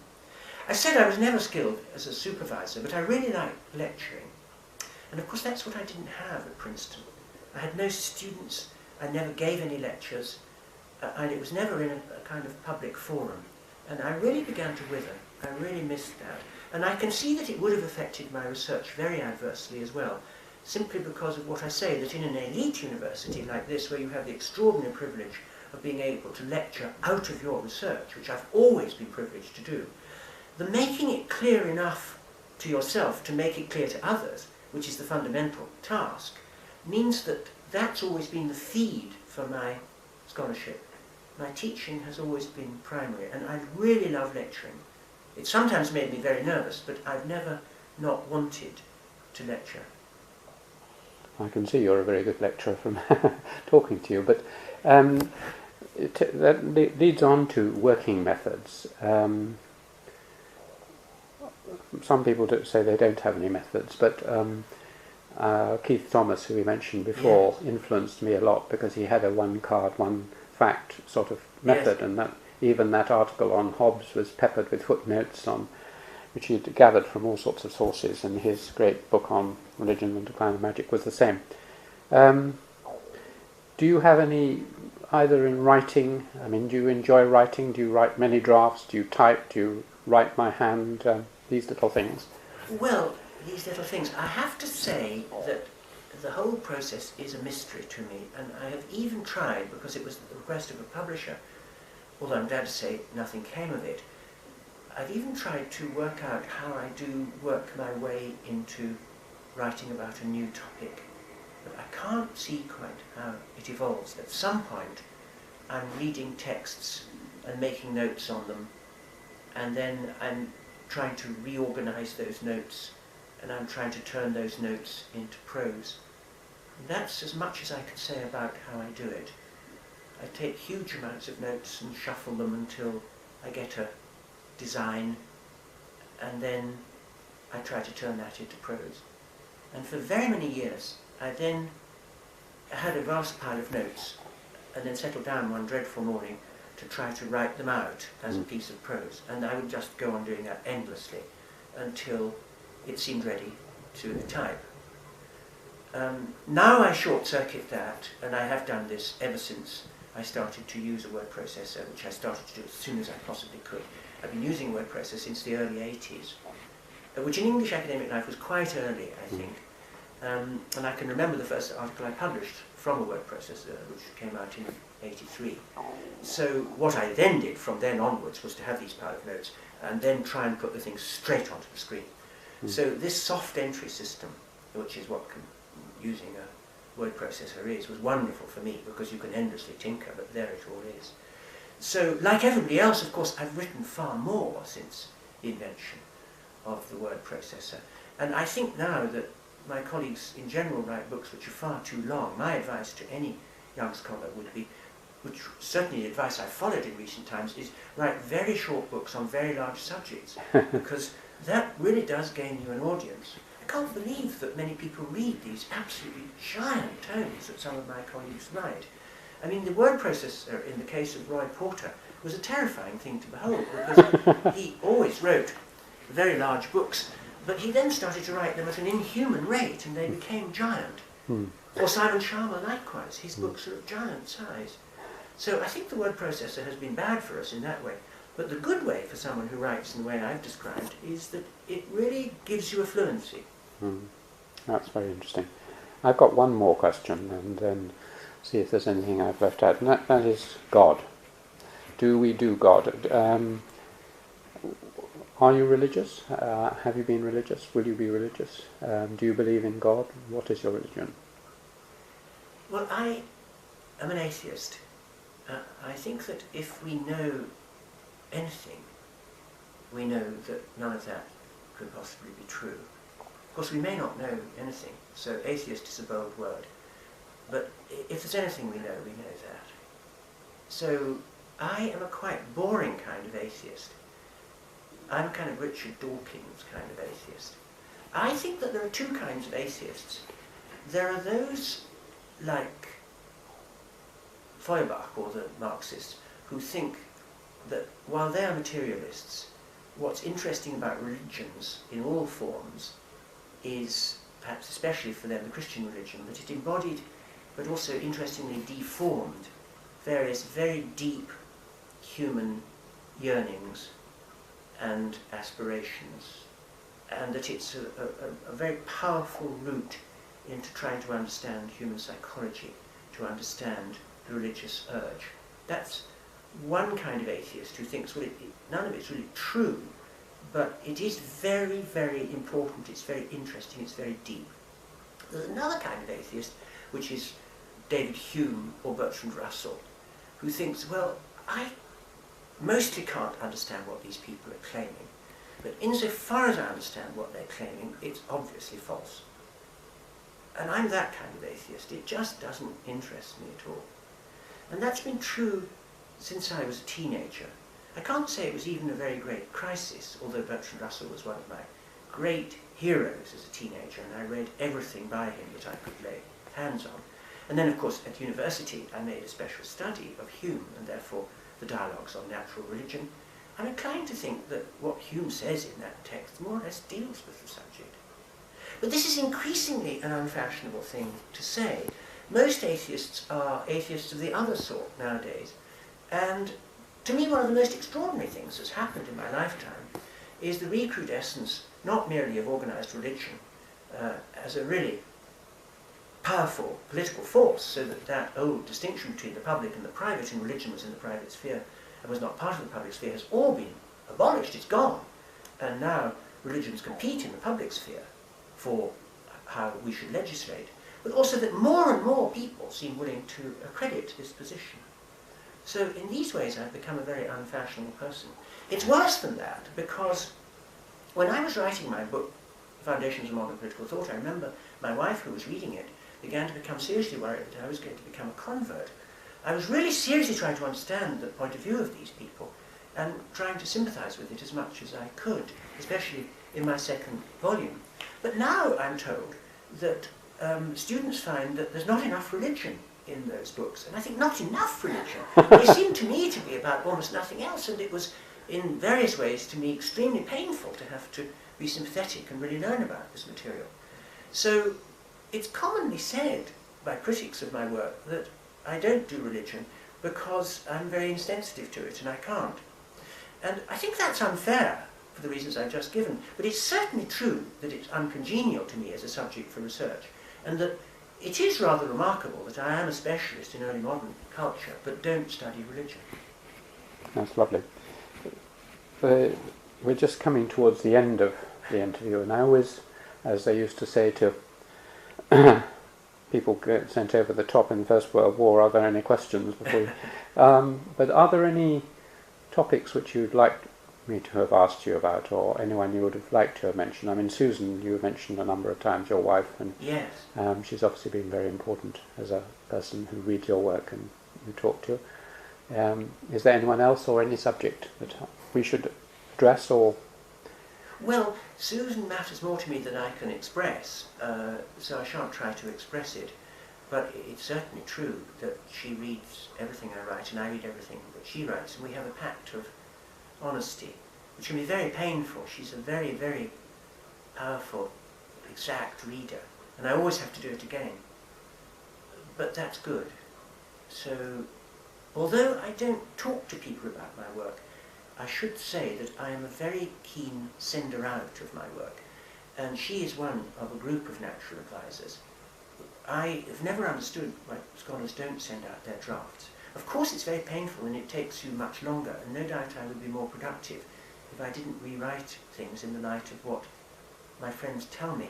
But in the most recent book that I finished, not merely Sue, but 2 other of my readers really caused me to junk the first draft of that book and to rewrite it completely. I was horrified to think that I was going to have to do that at the time, and retrospectively delighted. So she's played that role in my life, although so have certain other people. I suppose the only other thing that I might be inclined to reflect on, although there's a very great danger of the old buffer speaking, is that I'm now of retiring age. I'm 67 and this is my last year in Cambridge. But I've been teaching in Cambridge since I was 21. I've reason to believe, actually, that I'm the longest continuous serving member of this university, just at the moment when we're speaking. So I suppose I do naturally think, well, it's 50 years, almost to the day, since I sat the scholarship examination. And that was my first involvement with this university, so really it's been the whole of my adult life. So what has changed? And I do think a lot about that. And it has. Well, it has, yes. And I think... Not always for the best. Not always for the best. And of course, in some very disquieting ways, it has not changed at all. When I look at my lecture audience, they seem to be from the same socio-economic class and from the same ethnic groups that they always were. There seems to me an extraordinary degree of homogeneity about our students. And in a society which really must, whatever we think of it, be more multicultural, that's quite alarming as well as surprising, and I think indefensible. That's a problem for the colleges because they admit the undergraduates. It's one reason why I'm not a very good college man, maybe.